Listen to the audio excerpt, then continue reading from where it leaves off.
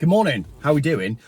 First up, do you want to see me review a Fiat 500 hybrid on a 2024 plate? We've got one as a hire car at the moment. If you want to see me review it, then let me know in the comments and I'll post that video. If you're not bothered, then let me know and I won't bother. Right, before we drop the Fiat back to the hire car place, let's talk about this. I'm sat in a diesel BMW at the moment. Price hike for used diesels as new car supply dries up. The powertrain may be on the way out, but the value of some models has risen by more than 10%. So this is from Autocar, 5th of August actually, so it's a little bit out of date, but I wanted to cover this one because I've just done a huge European road trip in a 30-year-old Volvo, and man, editing that video is getting really difficult. Also, can I say thank you to everyone who emailed me about Vostok watches?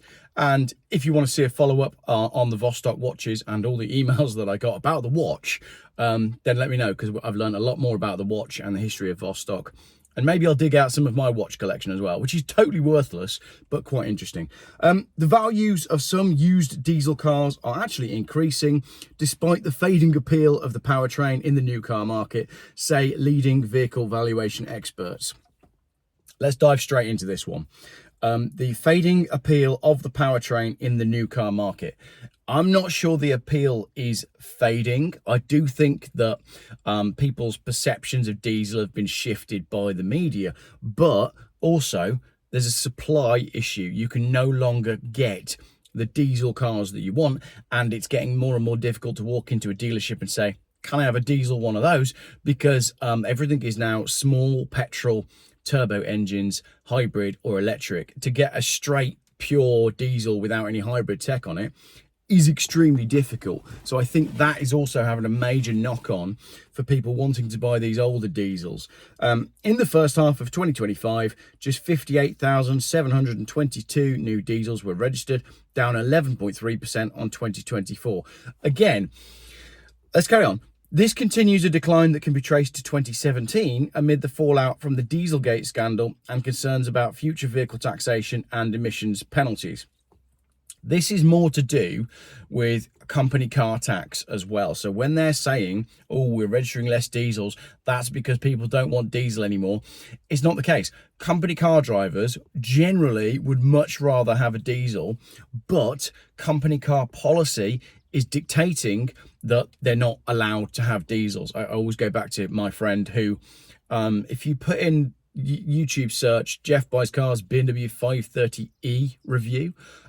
So my friend, his history of his last few company cars have been Skoda Superb diesel, which used to do 70 miles to the gallon.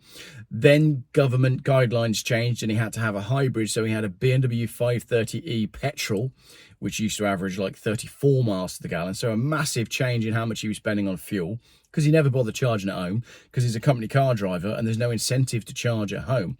Again, that's something that everybody misses. They say, oh, we're putting these company car drivers in all these hybrids. Isn't it brilliant? The amount of hybrid cars that then get returned at the end of the lease with the electric car charging cable, the plug-in hybrid charging cable, still in the packet in the back, is ridiculous. People just weren't plugging them in, so they weren't getting the claimed, oh yeah, you'll get 300 miles to the gallon out of this car. No, you won't. You'll get 32, because that's what people were getting. So, sorry, he was moved from a Skoda Superb diesel that was doing 70 miles to the gallon to the BMW 5 Series, which was doing more like 32 miles to the gallon. He was then put in a Volvo XC90 hybrid, which is ridiculously fast, but does like mid-20s to the gallon. But now he has actually said to me that despite the fact that he hates electric cars, his next one is probably going to be electric because it's going to be so much cheaper for him to have an EV. Makes no sense for this person to have an EV at all, but that's the way things are going. So again, when you're being told that diesel car registrations are down, it's because they've been legislated down by government policy on company cars. It's not that everybody's going, oh, we don't want diesels anymore. It's just literally how much money is in your back pocket. Diesel's days appear numbered. Only a few car makers still produce diesel models, among them Audi, BMW, Jaguar Land Rover, and other types such as petrol, hybrid, and battery electric vehicles are experiencing rising demand. as I just said, if you incentivize people into a certain type of car through taxation, legislation, and finance, then those cars will sell. If it was just a case of what is the best car, most appropriate car for me to have, diesel would still do really well for most people, like this one that I'm sat in. You know, I'm going to go on and talk about used diesels. This is my wife's it's either a 2014 or a 2016 1 Series. It's too complicated for my liking. It has push button start. It does have a screen. It's like early screen technology, but I think it's free to tax, and it does it does 56 miles to the gallon anywhere you drive it. It's very good on fuel, and it's comfortable, heated seats, nice car. It's probably worth about $4,000. Why would you need to go and buy something brand new? So let's get back into the article. Come on, Geoff, you're getting distracted. For example, according to CAP HBI, a 3-year-old diesel Honda HR-V with 60,000 miles is worth 11.3% more today than the same model was at the same point last year. In addition, the value of the equivalent Mercedes CLS has risen 8% and a Ford Mondeo 6.5%. Again, getting hard to go into dealerships and buy those cars as pure diesels. Mercedes CLS. Do you remember when I bought that one, that really smoky one, the purple one, and I did a challenge with the McMaster, who can get from the top of Wales to the bottom of Wales the cheapest, me in an £800 broken diesel Mercedes or him in a Porsche Taycan. I arrived earlier and I think it cost me less. Can't remember, I'd have to go back to the video, but that was an £800 car. Explaining the figures, Dylan Setterfield, head of forecast strategy at CAP HBI, said there is still demand for diesel in the used market from both consumers and dealers, with fuel economy continuing to be a significant factor for high mileage drivers. New diesel car volumes have been decreasing for some time, and this is translating into reduced used car volumes. So basically, if less diesel cars are being sold through the showrooms because of all the reasons that I explained, the used car market, where people want diesels, is going to be buoyed by that lack of new stock coming through, which again just shows that in the used market, people want diesels, because we've seen the giant collapse of values for EVs, which are doing the absolute opposite to this.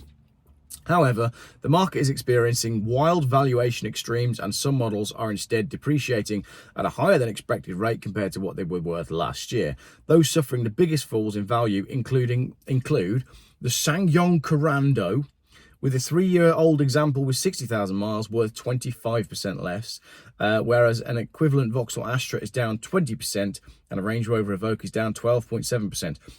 Why are we surprised that a SsangYong Corando is one of the worst for depreciation?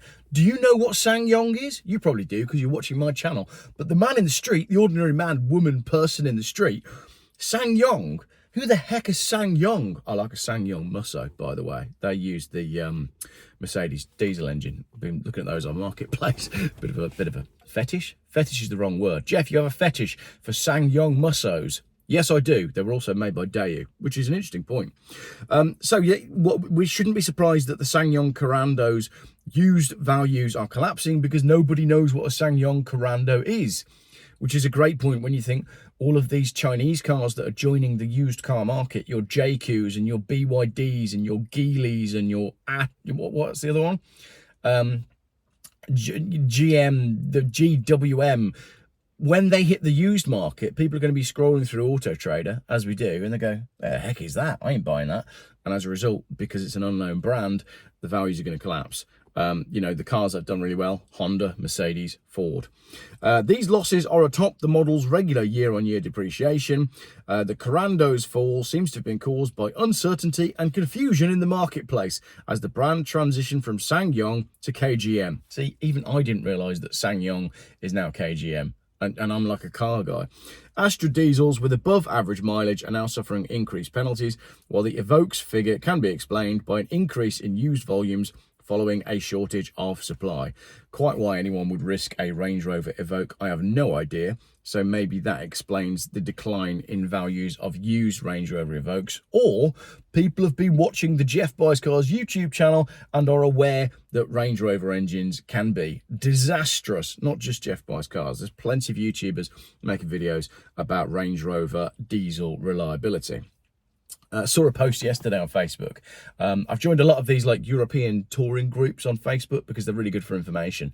And there's a gent that was trying to tow a caravan from up north somewhere down to Devon with his Range Rover Sport. And he got a few miles into the journey and then limp mode. Did the rest of the journey in limp mode before calling the RAC because of a split manifold. Have I told you that we've just driven 2,300 miles in a 30-year-old Volvo with no problems at all? We didn't use any oil. We didn't use any coolant. And the coolant was the one, I thought I had a coolant leak somewhere, but I fixed it in my pre-road trip work, which again, I sat down to edit that video yesterday and it's just thinking like, is anybody going to watch this? It seemed pretty boring to me, but maybe you are interested in the prep that I did on my Volvo before we drove it 2,300 miles. And left it in Eastern Europe. Philip Northand, Insight Director at Cox Automotive, a vehicle auction and remarketing company, welcomed the return of stability to most areas of the diesel market. He said, after the highs of the immediate post-COVID years, do you remember that, when everything was selling for stupid money? Where's the article just gone? Has it just done that? After the highs of the post-COVID years, even when 2 to 4 year old diesels were worth 73% of their new price and ones less than a year old were 98%, order is returning to the market. In 2023, diesel values fell at a steeper rate than petrol as sentiment shifted to the latter, and thanks to tax changes, to some extent also to EVs. Like I said, I'll keep repeating myself here. It's not sentiment shifting, it's just changes in taxation.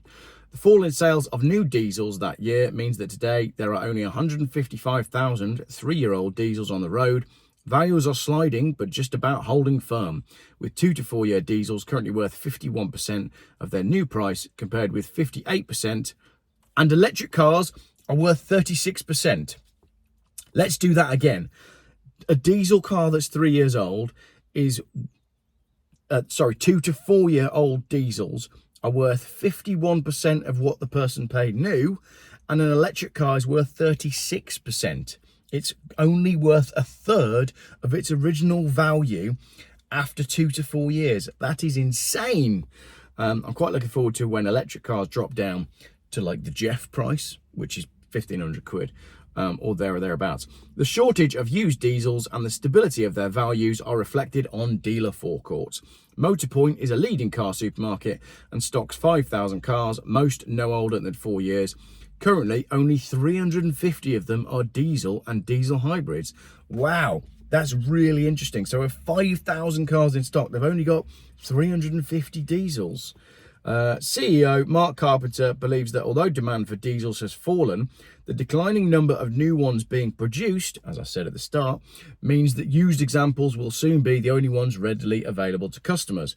However, he doesn't expect that any future increase in demand for them will trigger a steep rise in their prices. He said while any uplift in demand for used diesel vehicles will have some impact on prices, with fewer new diesel cars on the road, used diesel stock will continue to get older, reducing its appeal for motorists wanting a nearly new car. If you're a motorist wanting a nearly new car, I would say have some balls and look at something older, because if you buy an older car, you can buy a simpler car, and a simpler car will be more reliable because it's more basic. Right, let's look at some of the comments then. You can guarantee that you know what the comments are coming, but let's do them anyway. In my humble opinion, diesel in a Euro 6 vehicle is remarkably clean, green, efficient, and pretty carbon neutral, especially compared to EVs using electricity generated by fossil fuels.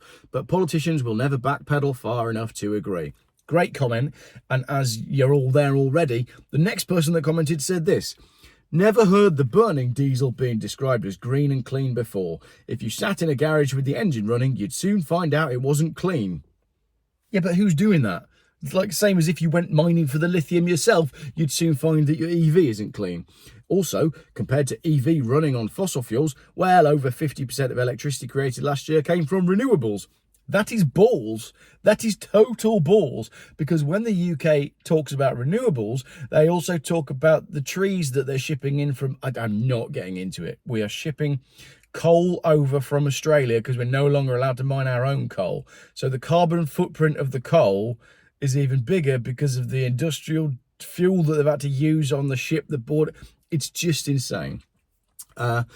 Someone then comments with, correctly saying, what about the little child slaves in Africa and the environmental damage caused by mining all the lithium and the other precious metals that go in EVs, all so that we can virtue signal?